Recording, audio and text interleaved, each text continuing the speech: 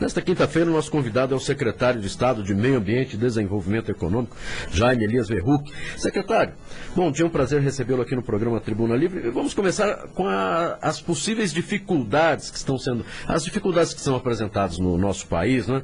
Como desenvolver aqui a economia no nosso Mato Grosso do Sul? Bom dia, é um prazer tê-lo aqui. Bom dia a todos. A dificuldade hoje para a questão de desenvolvimento ela é nacional, né? Nós temos, na verdade, um problema sério de crescimento no Brasil. Sim. E o que a gente está destacando, que é a solução desse processo de crise, a solução da questão de receita, ela passa necessariamente pelo crescimento. Não há outra forma. Vão ser feitos ajustes, seja no governo do Estado, nas prefeituras, no governo federal, mas esses ajustes não serão suficientes se o Brasil, o Mato Grosso do Sul, não crescer. Então, acho que esse é o primeiro ponto. E qual a dificuldade que nós temos hoje? Hoje nós temos uma dificuldade de manter as empresas que estão instaladas. Eu acho que esse é o primeiro desafio. Nós temos tido aí uma taxa de desemprego elevada no país e no Mato Grosso do Sul, e por outro lado de atrair novos investimentos. Então o que a gente percebe do governo do Estado, toda vez que durante uma semana a gente consegue atrair um determinado investimento que vai gerar 100, 200 empregos, no mesmo dia a gente recebe uma notícia muitas vezes de uma fábrica, de um comércio fechando, que desemprega novamente as 200 a 300 pessoas que nós acabamos de atrair. Então no governo do Estado a gente está trabalhando fortemente na questão de atração de novos investimentos. O Mato Grosso do Sul hoje é o estado no país que recebe o maior número de investimentos privados, né? Nós temos aí um painel de investimento mais ou menos de 25 bilhões, né? Mas a gente tem que destacar que tem dois grandes empreendimentos que são da área de celulose, que só eles dão 15 bilhões. Mas nós temos mais 10 bilhões de outros investimentos que estão vindo para Mato Grosso do Sul.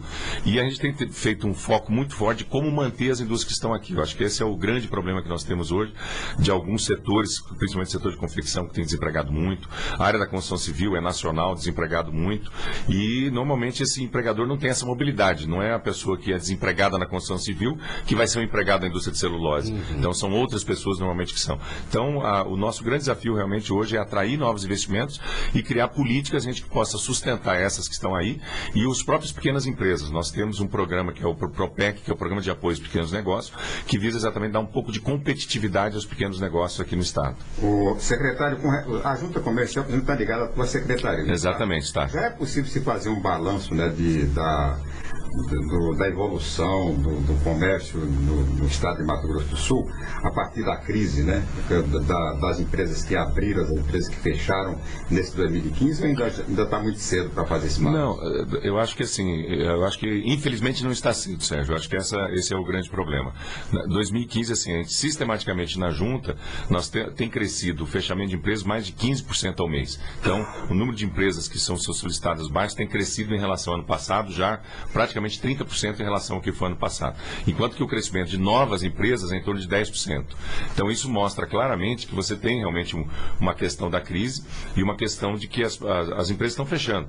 E eu acho que tem um dado interessante. Nós temos o microempreendedor individual, que é aquela empresa que fatura até R$60 mil, e essa tem crescido. Então mostra muito claramente que muitas pessoas que estão perdendo seus empregos estão procurando serem autônomos formalizados através do MEI, que é o microempreendedor individual. Então a gente sente claramente um aumento também desse microempreendedor individual.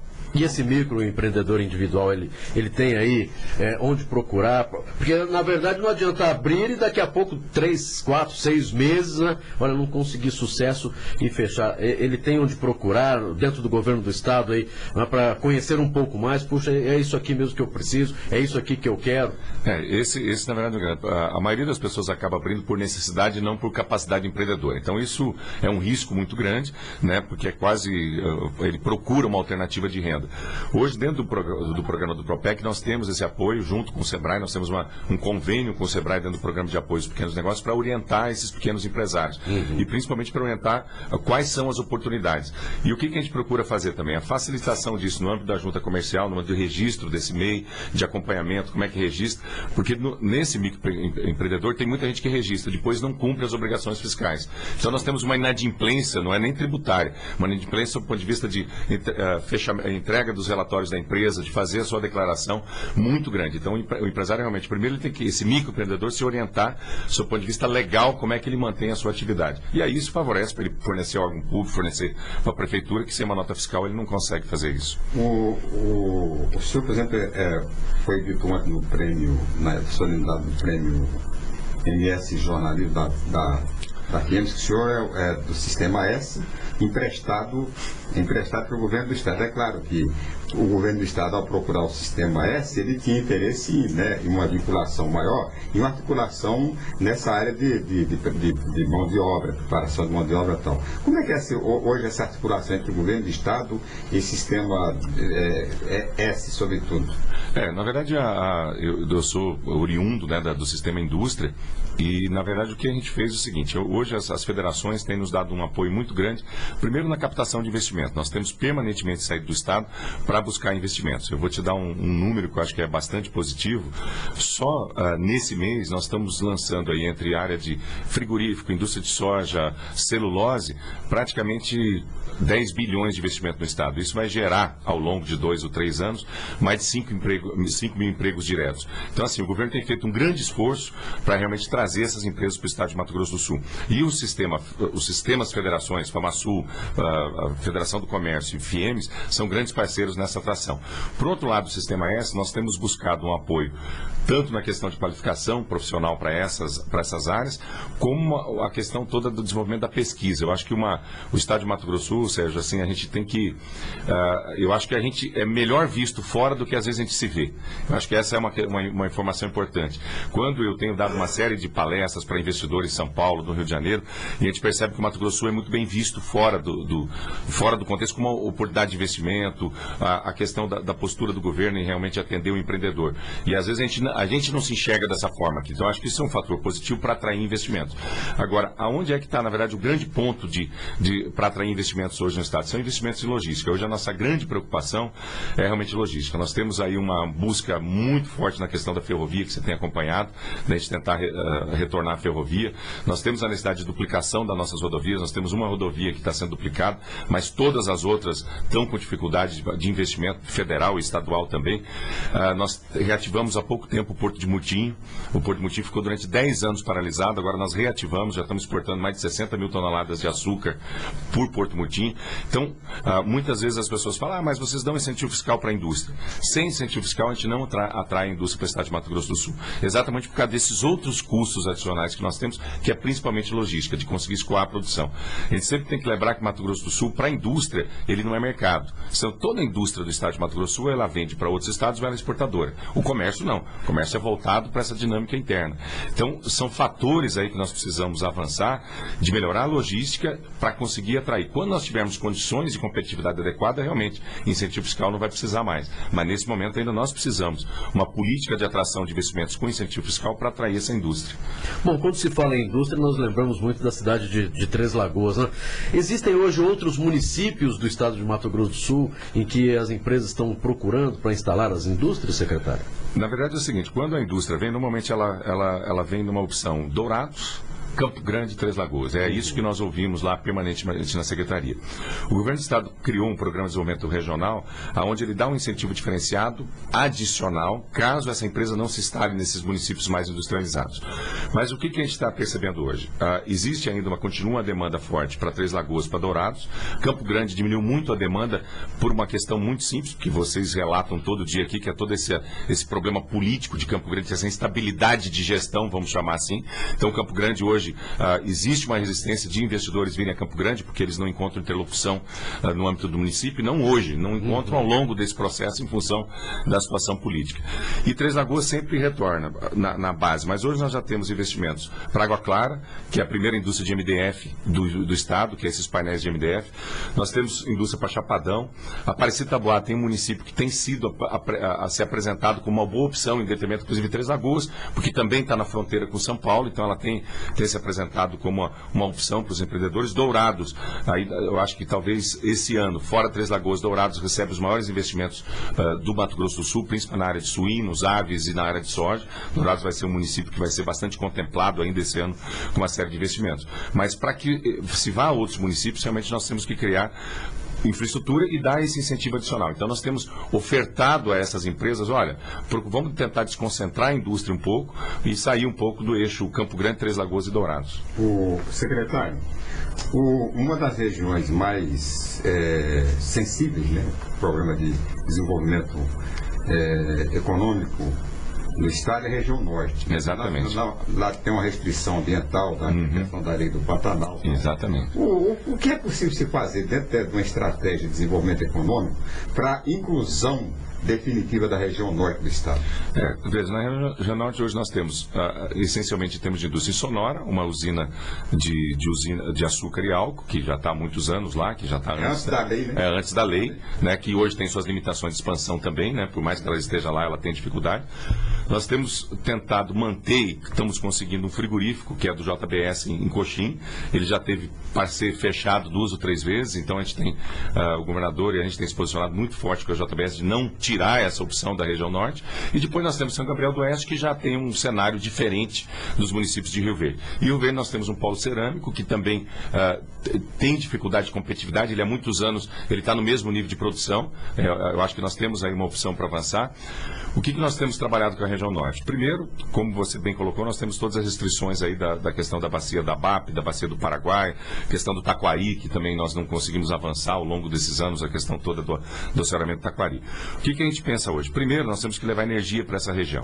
Então, nós temos feito um trabalho forte com a Energisa, e a nossa ideia, inclusive, é desenvolver nessa região alguns projetos de geração de energia de biomassa. Então, nós levaríamos parte de produção de florestas para essa região e gerar energia de biomassa. Essa é uma primeira opção, e já tem hoje 2 empreendimentos que já se interessam, não no Pantanal, na região do Planalto. Não estamos falando da bacia pantaneira, não. E a outra questão é questão de frigoríficos. Nós temos em Rio Verde 2 frigoríficos fechados, um de bovinos e um de suínos. Nós temos buscado investidores para essas áreas. Aqui, Sérgio, é importante destacar o seguinte: a própria questão que o JBS, que trabalha fortemente na questão de bovinocultura no estado, o Marfrig, hoje, em função da exportação, o câmbio tem favorecido muito o setor exportador de Mato Grosso do Sul, por mais que ele não gere imposto. O grande problema é que a exportação não gera imposto. Que se nós tivéssemos uma tributação sobre exportação, Mato Grosso do Sul estaria numa situação razoável. Mas como nós não temos... Ou se viesse a lei Candira... Não, a lei Candira, ela existe. Na verdade, a lei Candira é que dá isenção. Mas a grana não vem, né? Exatamente isso. Porque hoje, se viesse a compensação da lei Candir, o Mato Grosso do Sul com certeza teria uma capacidade de investimento elevadíssima, porque nós temos aí um estoque de... Nunca veio esse dinheiro da lei Candir. E como nós somos essencialmente exportadores, a exportação não é tributada. Então, se isso fosse feito, nós teríamos realmente uma condição bem mais favorável ao Estado. Se viesse a lei Candir, ou tivesse, que se acabasse a lei Candir, não que eu concorde com isso, mas se acabasse, nós também teríamos uma tributação razoável, porque todo o nosso setor do Estado é exportador. E no setor de carnes hoje, praticamente o Mato Grosso do Sul hoje, tudo que é abatido no Estado tem sido para exportação. E suínos, aves e bovinos. Então, nós estamos querendo pegar essa região e realmente temos que levar frigorífico, tem oportunidade na área frigorífica lá, e hoje tem surgido novos players, aí, novas empresas, fora JBS, Marfrig, que são as grandes empresas que já estão nessa área. Outras empresas começam. Nós tivemos uma notícia essa semana, nós fomos reativar, por exemplo, um frigorífico em Paranaíba, que tinha fechado em fevereiro, que estava com a Marfrig entregou, e nós conseguimos ir atrás do empreendedor, dono do frigorífico, que ele está reativando, já está com 200 funcionários em Paranaíba. Então nós estamos procurando, aonde existe uma oportunidade, a gente vai lá, conversa com o empresário, vê o que precisa, o que pode ser feito, para ver se a gente consegue minimizar essa questão do desemprego na economia sul-mato-grossense. Agora, secretário, uma outra preocupação, acredito, do governo do estado é com relação às usinas de álcool e açúcar no nosso estado. Algumas passando por dificuldades, nós temos uma aqui próximo a Cidrolândia, que está fechada já há algum tempo, né?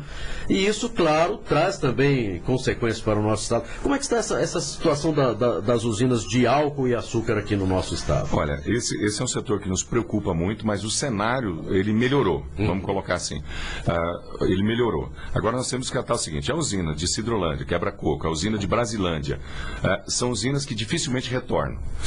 Por um motivo, elas são hoje usinas pequenas, são usinas tecnologicamente defasadas, e além da questão da recuperação judicial e tal. Então, nós entendemos que essas 2 plantas, elas não têm mais possibilidade de retornar dentro desse necessário da competitividade. Nós temos mais uma usina, neste momento, em paralisação, que está em recuperação judicial, que é de Naviraí, que esta tem condições de ser recuperada, ela tecnologicamente adequada, ela está em recuperação judicial, parou de esmagar agora, acho que nesse mês, e a nossa perspectiva é de retornar em março. E agora, recentemente, nós temos uma notícia que nos preocupa, sob o ponto de vista setorial, setorial, que é o pedido de falência da São Fernando, próximo a Dourados, que são 2.000 funcionários. Então, é uma usina também grande, de alta capacidade, que envolve um grande número de produtores, e agora, acho que há 2 semanas atrás, o BNDES pediu a falência.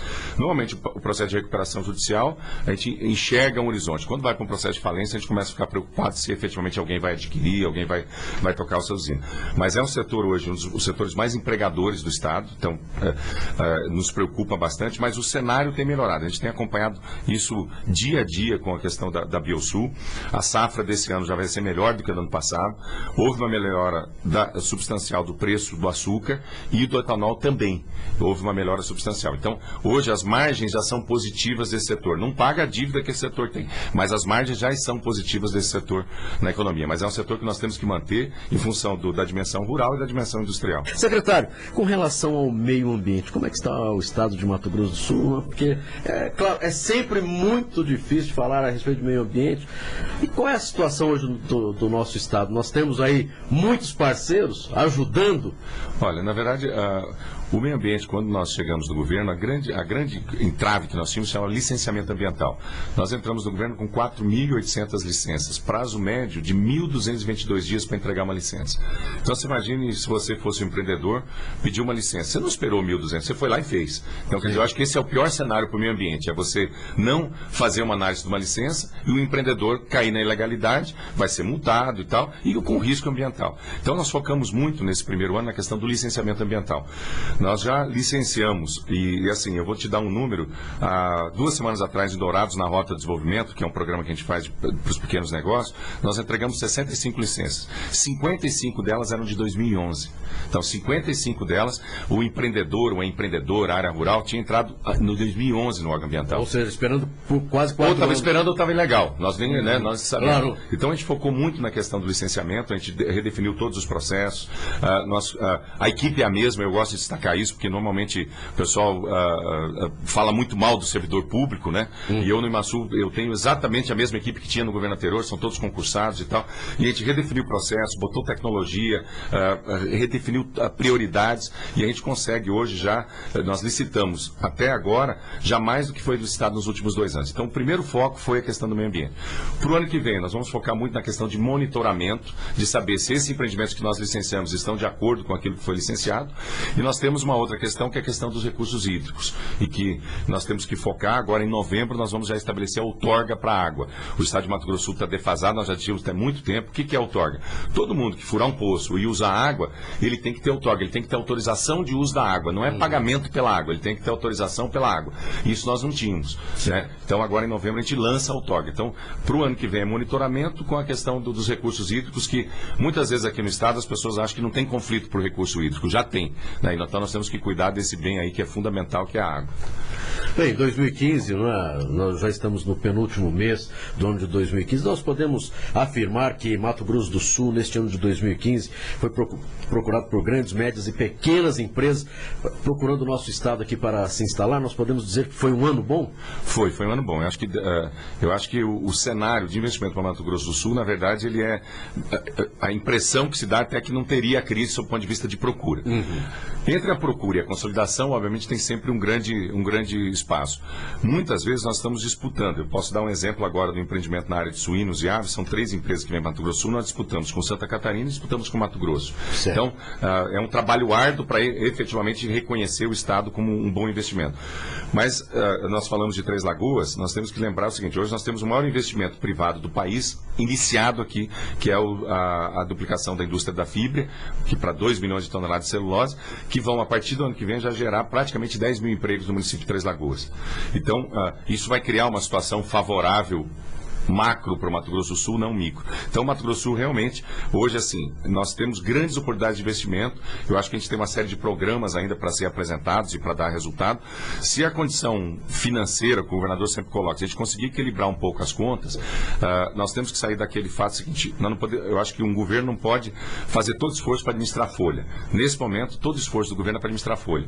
O governador tem muito claro: Prioridade 01, pagar os funcionários. Essa é a primeira questão. Mas você não consegue fazer uma gestão toda simplesmente pagando funcionários. Então, daí que nós temos essa necessidade de buscar novos investimentos, buscar alternativas para investimento no Estado. Nós vamos focar muito também, eu acho que, Sérgio, nas questões das PPPs. Eu acho que nós temos que buscar o recurso privado para investir em algumas coisas públicas. Então, nós estamos com o programa de PPP praticamente pronto para que a gente consiga atrair investimentos também na área de investimentos públicos. Então, acho que esse é o caminho, para que a gente não fique nos 4 anos só num esforço fiscal para pagar a folha de pagamento que realmente compromete hoje boa parte das finanças. Secretário Jaime Verruc, quero agradecer a sua participação e os esclarecimentos aqui no programa Tribuna Livre. Continue trabalhando por Mato Grosso do Sul. Nosso muito obrigado. Obrigado e bom dia a todos.